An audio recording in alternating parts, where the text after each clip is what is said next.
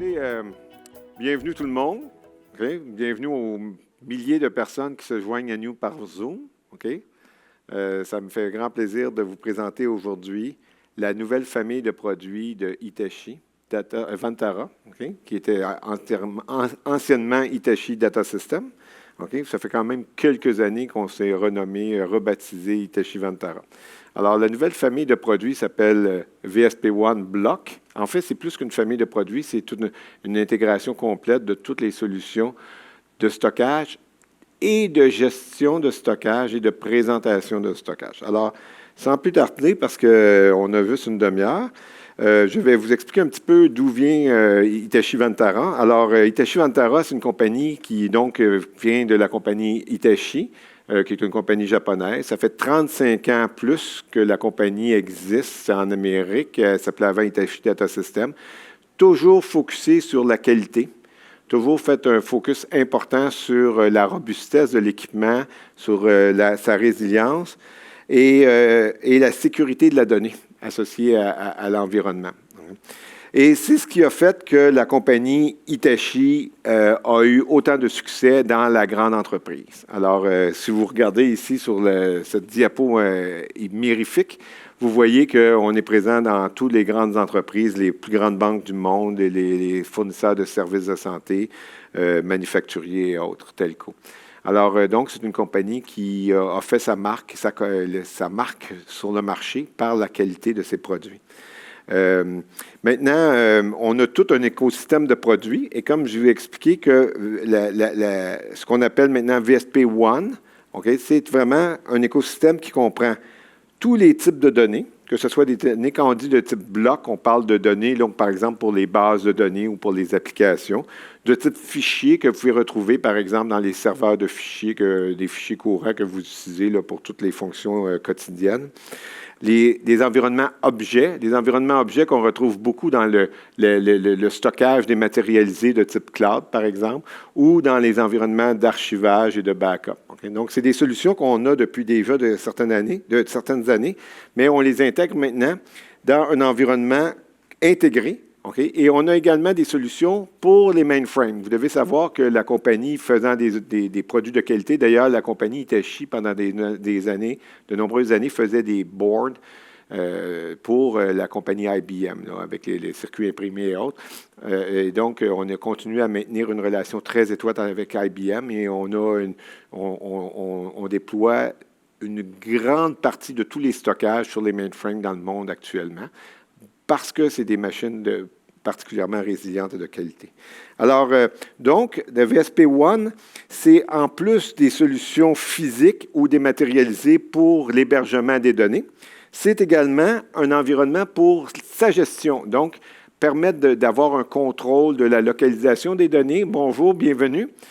Je viens juste de commencer, ne vous en faites pas, vous ne perdez pas au change, vous vais être sûr que vous ayez donc la totalité de la présentation bien à l'esprit. Donc, le control plane qu'on appelle, ou le périmètre, permet donc de faire une gestion complète de la localisation de la donnée, de sa sécurité, de sa réplication et de sa destruction d'une façon correcte. Okay? Et donc, elle permet également à Hitachi et à ses partenaires, dont ITI, par exemple, de faire la gestion pour le end-user, pour le client, et donc d'offrir un service géré pour la donnée, et pour la sécurité de la donnée, et pour la récupération. Et tout ça, donc, pour tous les types d'applications, tous les IoT, databases, les backups et autres. Donc, c'est un peu l'idée derrière ce qu'on appelle VSP One. Okay? Alors, VSP One Block, okay, fait partie de la famille de stockage qu'on appelle VSP, qui est en fait un environnement qui virtualise la donnée. Qu'est-ce que ça veut dire virtualiser la donnée? Ça veut dire qu'on est capable de présenter la donnée et l'ensemble de nos serveurs d'une façon qui permet d'intégrer différentes plateformes derrière nos contrôleurs. Donc, nos contrôleurs permettent de présenter la donnée et permettent également d'avoir une série d'unités de stockage, par exemple, qui vont partager les mêmes adresses IP et être présentées comme une seule et même entité aux environnements applicatifs. Alors, dans la famille de VSP, qu'on appelle VSP, donc, on fonctionne toujours avec le même operating system, quelle que soit la catégorie de stockage, qui s'appelle SVOS. Okay? Le produit SVOS, donc, permet de fournir des outils de haut niveau pour la protection de la donnée, la réplication de la donnée.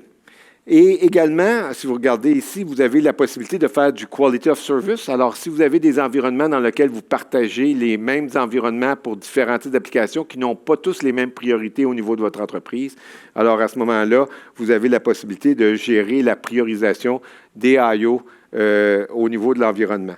Et également la protection contre l'intrusion de type ransomware, par exemple, et la destruction sécuritaire de votre donnée. Donc, toutes ces fonctionnalités-là existent pour l'ensemble de notre plateforme, du haut de gamme, donc de la machine, mettons, qui peut aller jusqu'à une douzaine de contrôleurs, tout intégrés en une seule image OS, jusqu'à la machine pour la petite et moyenne entreprise où on va avoir quelques dizaines ou quelques centaines de terabytes d'accessibles.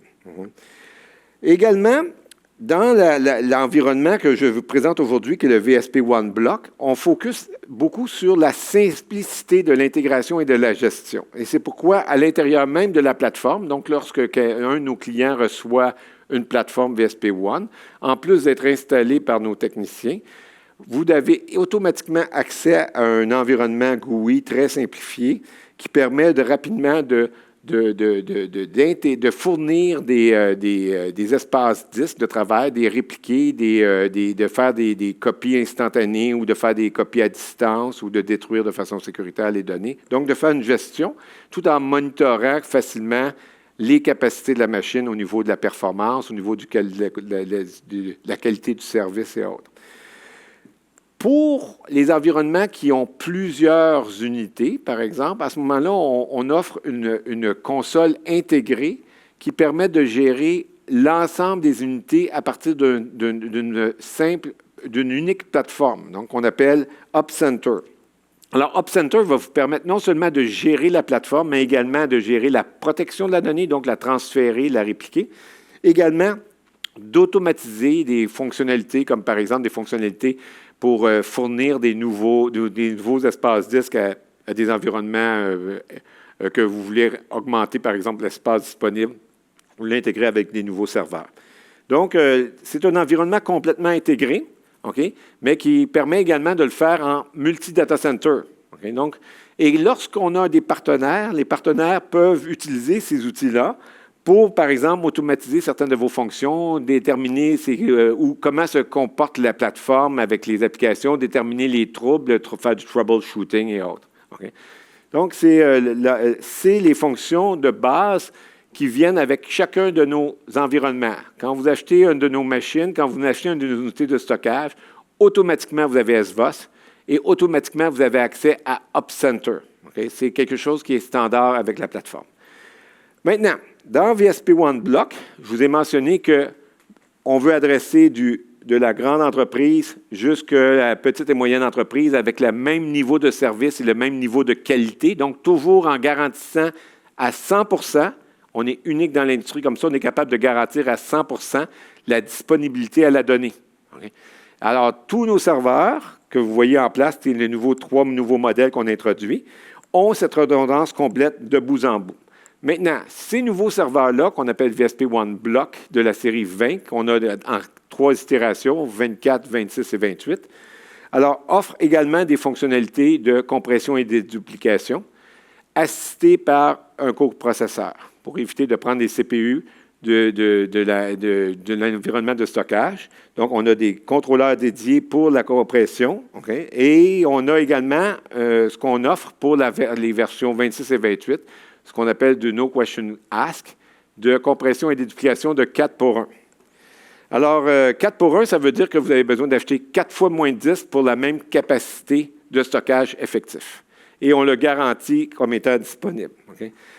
De plus, si vous remarquez également, vous voyez qu'on a des environnements sécuritaires. Par exemple, si vous avez la notification FISP 140, et on a également la possibilité de protéger les données contre la modification si vous voulez vous assurer d'avoir, par exemple, des copies instantanées. Je vais revenir à ces modes de protection-là. Alors ici, vous avez un exemple d'un VSP One Block. Alors, c'est une unité très intégrée de 2 U, okay, avec des disques internes.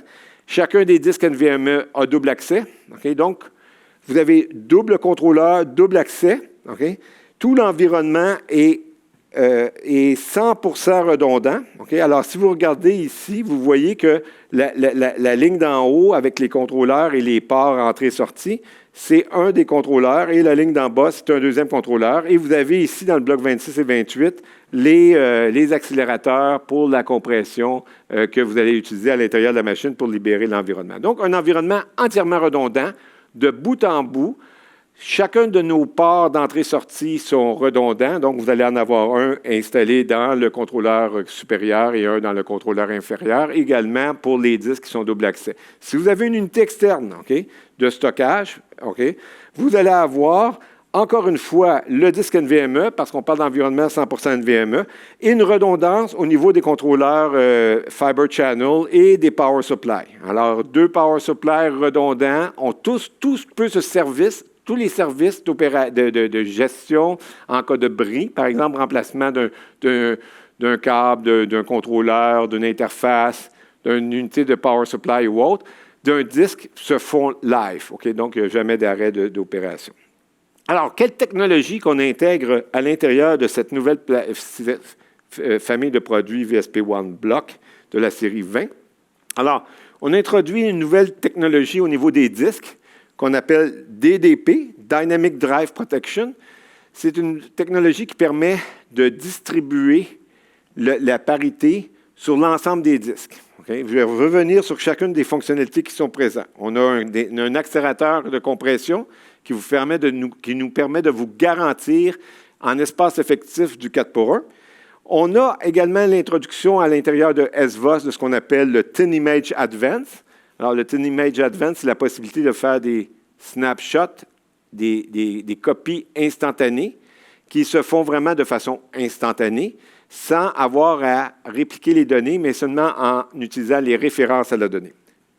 On a une connectivité maintenant NVMe over Fiber Channel et NVMe over TCP.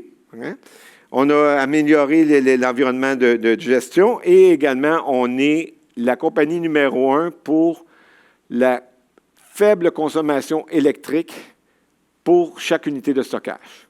Et on a des documents certifiés par la Commission européenne de l'environnement pour nous qualifier à l'intérieur de cet aspect sustainability qu'on appelle là, en anglais. Alors, Dynamic Drive Protection. Auparavant, quand on faisait une protection, nous, on fait du 6+2 généralement dans nos environnements. Ça veut dire qu'on a 2 disques de parité. Ça veut dire qu'on peut avoir 2 failures, 2 faults de 2 disques qui sont en erreur et continuer à opérer sans problème.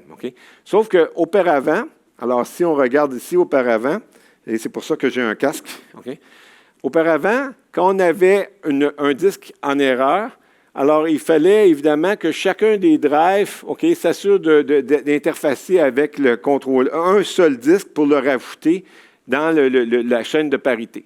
Maintenant, avec le DDP, ce qui arrive, c'est qu'on a un drive, l'ensemble des drives possédant un espace libre pour la protection de la parité, ça permet de récupérer beaucoup plus rapidement l'espace nécessaire pour continuer à offrir cette disponibilité et réparer le disque défectueux.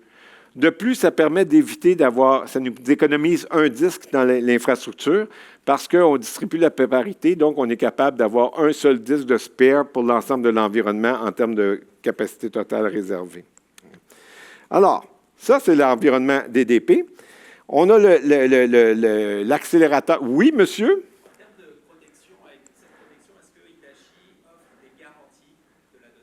Oui, comme je l'ai expliqué plus tôt, mais je le répète parce que c'est important, puis je remercie monsieur ici présent de poser cette question-là. Effectivement, nous garantissons à 100% l'accès à la donnée en tout temps. Et si vous regardez dans l'environnement DDP que je vous ai présenté précédemment, vous remarquez qu'on protège avec 2 disques de parité, 2 2 niveaux de parité à l'intérieur et un spare. Ça veut dire qu'en fait, vous avez la possibilité de perdre jusqu'à 3 unités de disque avant que vous ayez un risque au niveau de la donnée. Et ça, nos techniciens vont venir faire le service parce qu'on a un monitoring à distance qui permet de façon proactive, si jamais on note des warnings, des erreurs qui sont transientes. Je ne sais pas comment dire ça en français, en transient, des erreurs qui arrivent de façon non permanente. Et donc, de réparer de façon préventive les disques. Si jamais le disque est vraiment brisé, à ce moment-là, le spare rentre automatiquement pour remplacer le disque défectueux. Et nos techniciens sont appelés sur place. Et selon le niveau de contrat de support, ils vont venir soit en dedans de 4 heures, 8 heures ou le lendemain pour réparer le disque, pour remplacer le disque défectueux. Un instant, maintenant, je pèse sur le bouton rouge, qui est le mauvais bouton, je pèse sur le bouton blanc. Je parlais donc de l'accélération de la compression. Alors, on a donc, on compare ici avec notre série précédente, la VSPE, dans laquelle on garantissait la compression et la déduplication à 2 pour 1. Maintenant, avec les nouveaux accélérateurs de compression, on peut permettre de vous garantir une compression et déduplication à 4 pour 1, sans question. Thin Image Advanced. Qu'est-ce que c'est, Thin Image Advanced? Je vois ici que ma slide a mal sorti. Il devrait y avoir de l'information sur la slide, mais il n'y en a pas. I don't know why. C'est pas grave. Alors, on va prendre celle-ci, OK? Alors, qu'est-ce que c'est Thin Image Advanced? C'est que lorsqu'on crée un snapshot, okay? Donc dans la première image au bout, ce qu'on crée, c'est qu'instantanément, on crée une nouvelle référence à chacun des blocs associés à la donnée en question. Si jamais on décide d'écrire sur le bloc initial, la seule chose qui va se passer, c'est que la référence initiale AB, ici qu'on avait maintenant qu'on écrit EF sur l'image initiale, on va réécrire sur le disque. Il va perdre les références qu'il y avait auparavant à AB, étant donné qu'il a overwrité, qu'il a écrit par-dessus la donnée AB. Mais la donnée AB n'est pas modifiée parce qu'elle est encore référée par l'image instantanée. Ce qui fait qu'on ne perd jamais la donnée.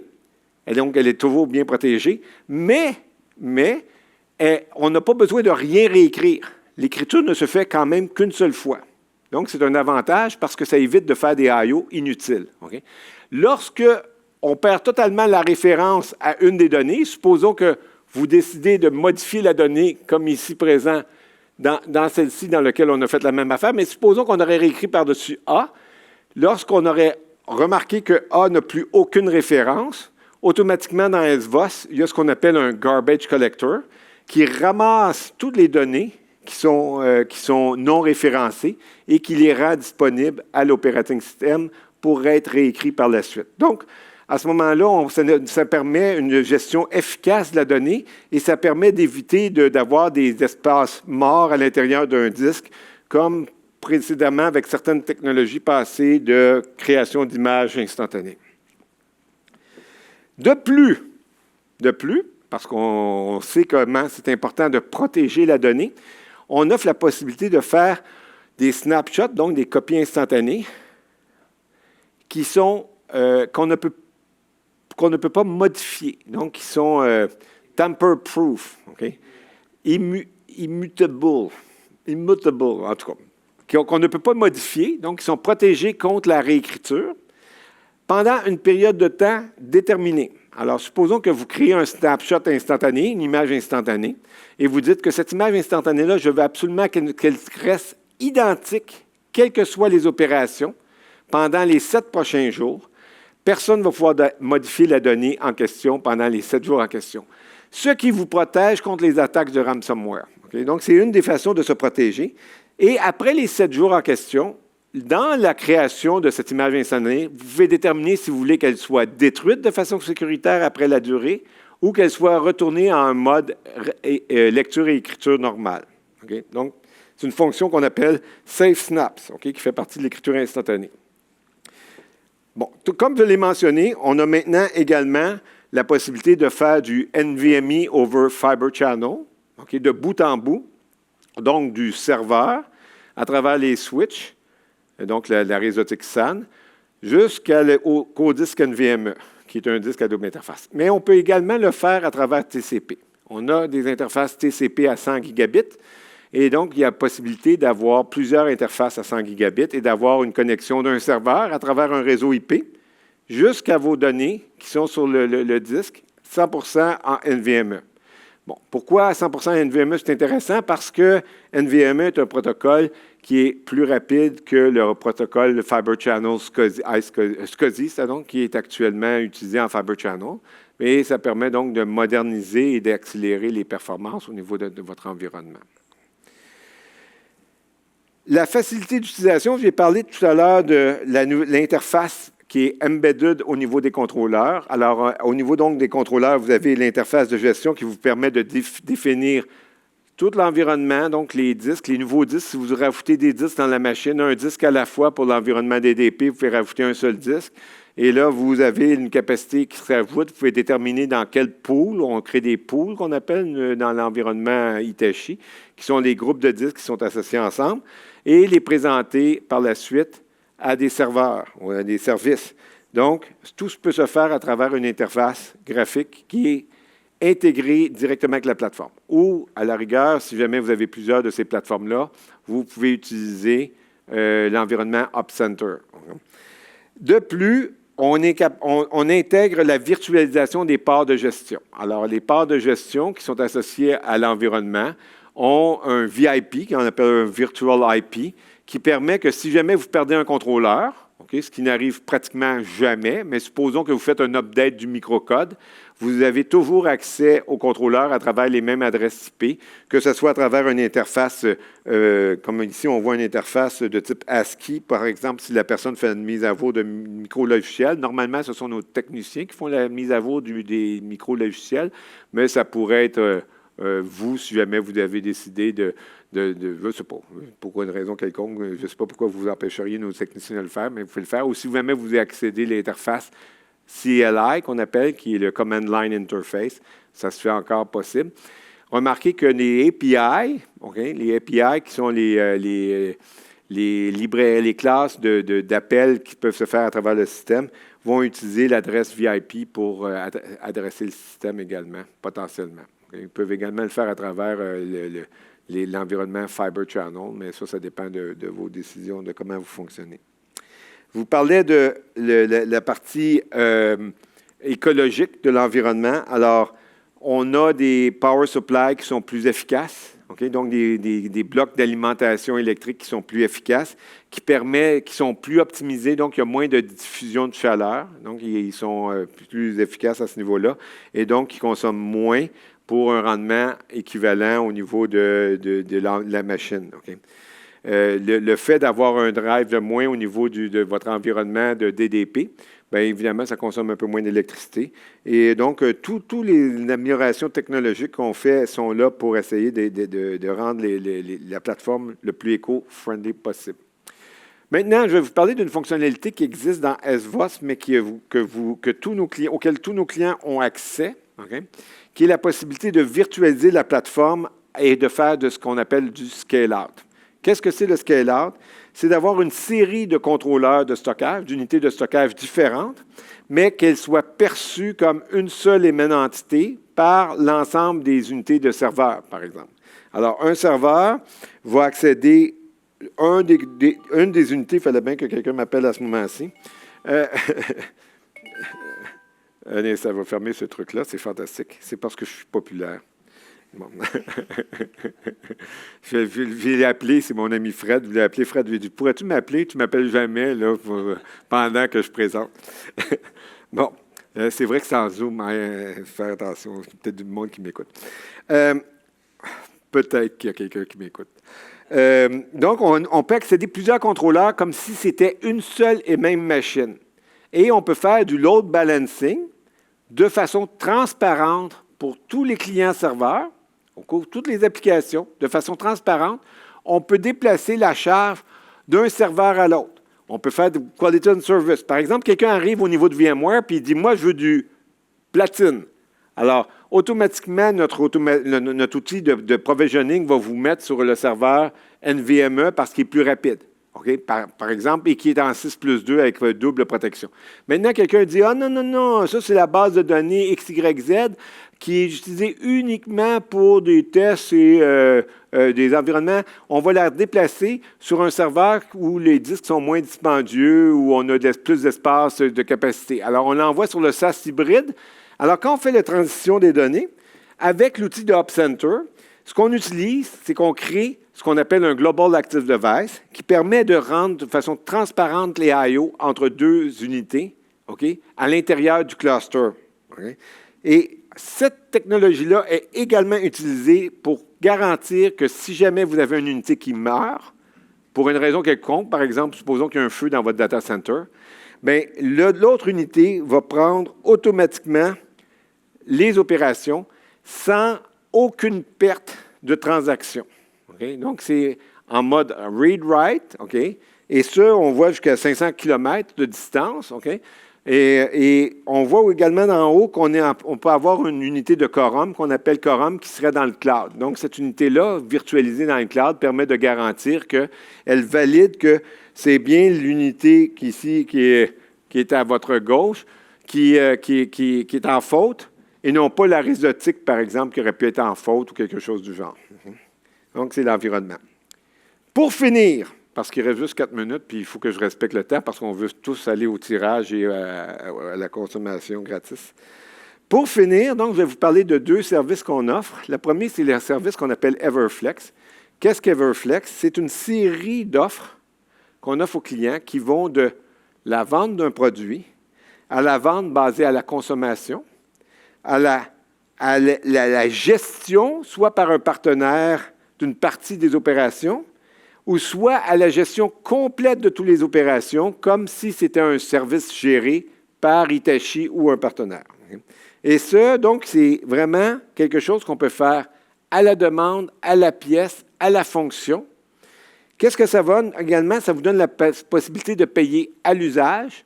Donc, si jamais vous avez un usage inférieur à ce que vous pensiez ou que vous aviez eu besoin pendant un certain temps, vous retournez au paiement de la capacité minimum disponible.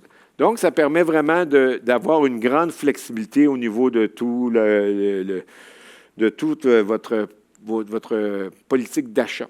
Okay? Donc, OPEX, CAPEX et autres PEX que vous voulez. Okay?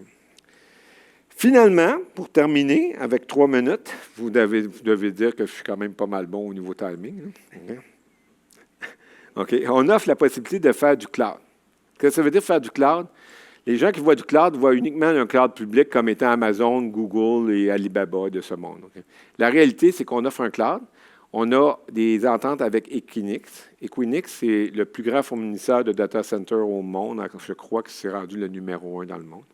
Et si jamais vous avez besoin de ressources dans le cloud, nous, on va vous donner une ressource dans le cloud qui peut être dédiée ou qui peut être partagée, ou qui peut être gérée par un de nos partenaires, comme ITI, par exemple. Donc, ça permet d'avoir des ressources qui vont être gérées soit par vous, soit par nous, à l'extérieur de vos data centers. Donc, à réduire, par exemple, les coûts, les frais d'immobilisation, les frais d'infrastructure et autres. Ça vous permet également d'avoir si vous avez une partie de votre data center qui est dans un des data centers d'Equinix, d'avoir des bandes passantes énormes à un coût nul, parce que dans le fond, on partage un cloud qui est à l'intérieur d'un même mur, donc des mêmes connexions, et donc vous n'avez pas besoin de payer à la transmission de la donnée. Et de ce cloud, on offre des liens rapides avec les clouds publics de type Amazon, Azure, Google et autres. Donc, c'est vraiment le meilleur des 3 mondes, du monde local, du monde hybride ou du monde cloud pur. Vous avez vraiment la possibilité de choisir. Et ça, vous pouvez le faire pour une partie seulement de votre environnement ou pour la totalité de votre environnement. Alors, ça termine notre présentation. Ça m'a fait plaisir de vous la faire. Je suis heureux d'avoir eu autant de personnes qui pourraient être atteintes. Vous pouvez fermer le micro parce que sinon, on va continuer à dire des niaiseries pendant 2 heures. Bon, c'est bon. Vous avez été bien patient. Je vous remercie.